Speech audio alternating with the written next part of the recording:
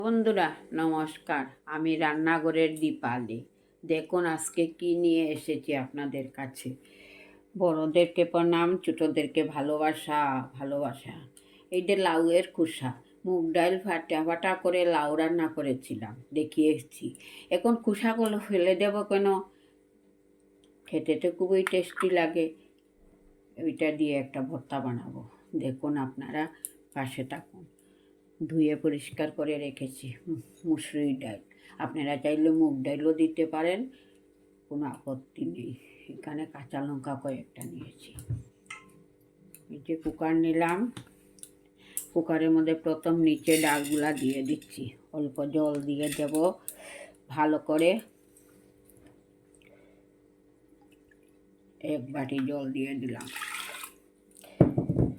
এবারে ওই খোসাগুলা দিয়ে দিচ্ছি।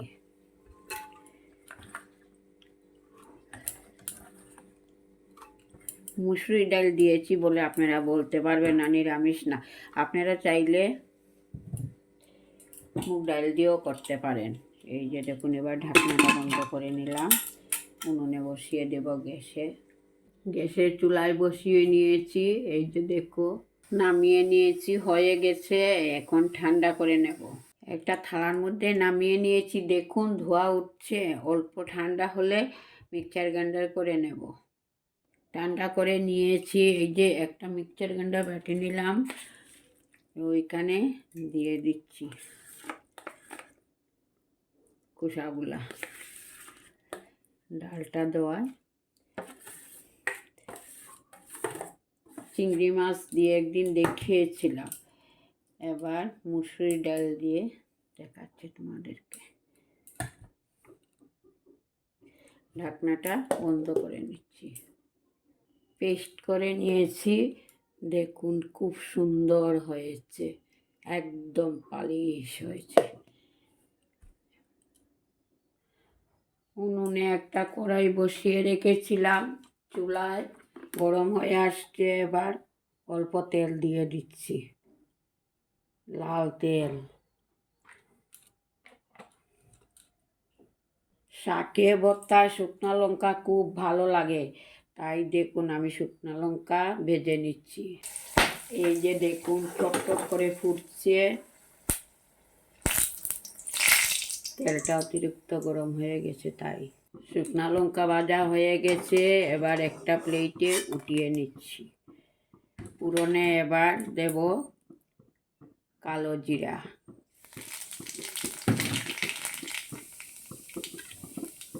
কালো জিরা দিয়ে এই যে পেস্ট করে রেখেছিলাম লাউয়ের খোসা, অল্প ডাল, কাঁচা লঙ্কা, তা দিয়ে দেব। দিয়ে দিয়েছি। আস্তা বাড়িয়ে নিলাম।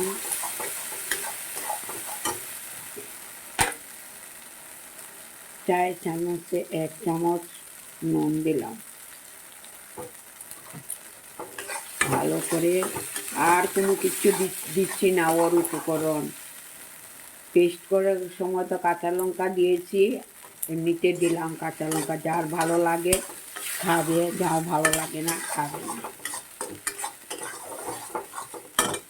একটু ভালো করে শুকিয়ে নিতে হবে পেস্টের জন্য।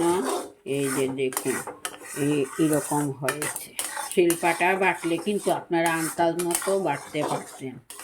আমার এই লাউয়ের খোসা ভর্তাতে যদি কোনো বন্ধু এসে থাকেন তো আমার ফেসবুকটা ফলো করবেন, ইউটিউবটাকে সাবস্ক্রাইব করবেন। একদম শুকনা শুকনা হয়ে আসছে। এই যে দেখুন, খুব ভালো লাগে খেতে। আপনারাও একদিন লাউয়ের খোসা না ফেলে দিয়ে এইভাবে ভর্তা বানিয়ে খেয়ে দেখুন। চিংড়ি মাছের দিয়ে একদিন বানিয়েছিলাম, আজকে একটু নিরামিষ করলাম। হয়ে গেছে, নামিয়ে নেব। এই দেখুন শুকনা শুকনো হয়ে গেছে, নামিয়ে নেব।